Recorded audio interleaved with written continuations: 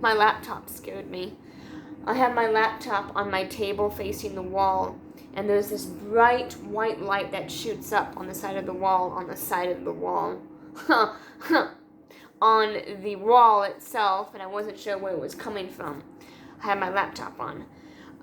So anyway, speaking of technology, as you guys will see, probably those who are subscribed to me will notice that I re-uploaded the dash cam footage. Do me a favor and ignore it. There's no reason to watch it, no reason to whatever. It's up there for a reason. So there you go. Anyway, enough about that garbage. So I went to the grocery store. I usually go twice a month when I get paid. And I usually buy just stuff that kind of, sticks out to me, which I'm a terrible buyer. I don't buy according to what I need. I buy what I see, which is usually what I want. And I found this random, I don't know what it is. I don't know if it's a sports drink or if it's just water or whatever.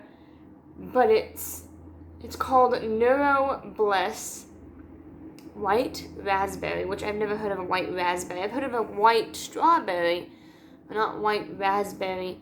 And it reduces stress. And although I'm not particularly stressed right now, or am I? I can't tell. I'm really stressed about tomorrow. I mean, whatever. So I'm gonna see how this tastes. I probably won't drink it since I'm not like, I'm not like actually stressed. Like I can actually sleep. Tomorrow is probably when I need to drink all of this. But I want to try this in front of you guys. Ooh, it's fizzy. I thought it was just like a water. Cause like, look at it. Like that's liquidy. That's see-through. It's watery. Gosh. Oh. Ooh. Ooh. It smells like it will taste horrendous. That sounds disgusting. I'm gonna take a sip. What does this smell like? I feel like I've had a medicine that smells like this.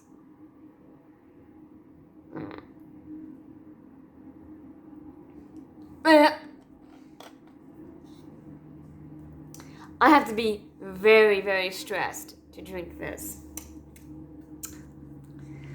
What does it taste like? It tastes like schnapps. Is it called schnapps? Or is it called snaps? I think it's or shaps? Whatever. It's like the sparkling water with like a very small hint of raspberry. Or whatever you want to call that flavor. White raspberry. That was disgusting. Now I'm stressed. Because it was disgusting. Alright, enough about that. I am reading the last... what am I reading? The last chapter of James. Where are you? Come out wherever you are. Titus. Philemon. Hebrews. Okay, here's James. So you guys in the comment section, please give me the next book. I can't think. And when I do think, it's always a repeat. Please keep it in the New Testament. Okay, in the Old Testament's very difficult for my brain to wrap itself around. So have fun, and I will read the next chapter tomorrow of a new book. Let's begin with chapter 5 of James. Go to now, ye rich men. No, rich men. Weep and howl for your miseries that shall come upon you. Your riches are corrupted, and your garments are moth-eaten. Your gold and silver is cankered, and the rust of them shall be a witness against you, and shall eat your flesh as if it were fire. Ye have heaped treasures together for the last days. Behold, the hire of the laborers who have reaped down your fields, which is of you, kept back by fraud, crieth, and the cries of them which have reaped are entered into the ears of the Lord of Sabaoth. I don't know. Ye have lived in pleasure on the earth, and have been wanton. Ye have nourished your hearts as in a day of slaughter, and ye have condemned and killed the just, and he doth not resist you. Be patient therefore, brethren, unto the coming of the Lord. Behold, the husbandman waiteth for the precious fruit of the earth, and hath long patience for it, and he received the early and latter rain. But be also patient, establish your hearts, for the coming of the Lord draweth nigh. Grudge not one against another, brethren, lest ye be condemned. Behold, the judge standeth before the door. Take, my brethren, the prophets who have spoken in the name of the Lord, for an example of suffering, affliction, and of patience. Behold, we count them happy which endure. Ye have heard of the patience of Job, and have seen the end of the Lord, and the Lord is very pitiful. That the Lord is very pitiful, and of tender mercy. It's weird you would call the Lord pitiful. But I'm sure that meant something different back then. But above all things, my brethren, swear not, neither by heaven, neither by the earth, neither by any other oath, but let your yea be yea, and your nay, nay, lest ye fall into condemnation. I can't speak today. Is any among you afflicted? Let him pray. Is any merry? Let him sing psalms. Is any sick among you? Let him call for the elders of the church, and let them pray over him, anointing him with oil in the name of the Lord. And the prayer of faith shall have the sick, and the Lord shall rise him up. And if he have committed sins, they shall be forgiven him. Confess your faults one to another, and pray one for another, and ye may be healed. The effectual fervent prayer of a righteous man availeth much. I think that's so important. I feel like so many people just burden themselves with their own problems by themselves. And yeah, granted, we turn to the Lord.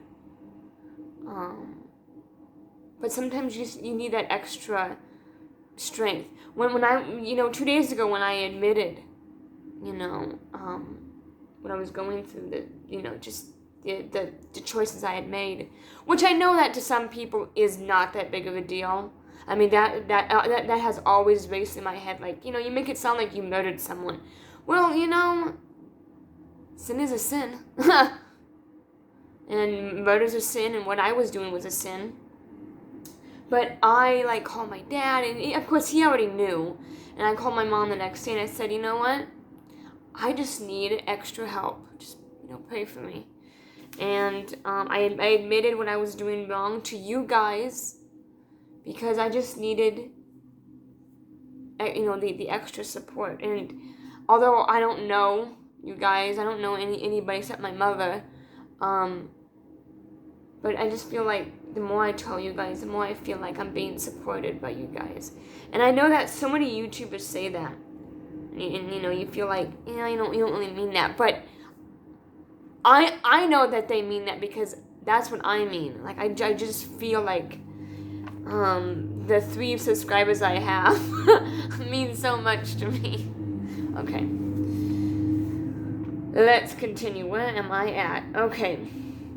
Verse 11. Elias was a man subject to like passions as we are, and he prayed earnestly that it might not rain, and it rained not on the earth by the space of 3 years and 6 months. Wow. And he prayed again, and the heavens gave rain, and the earth brought forth her fruit. Brethren, if any of you do err from the truth, and not one convert him, let him know that he which converteth the sinner from the errors of his way shall save a soul from death, and shall hide a multitude of sins.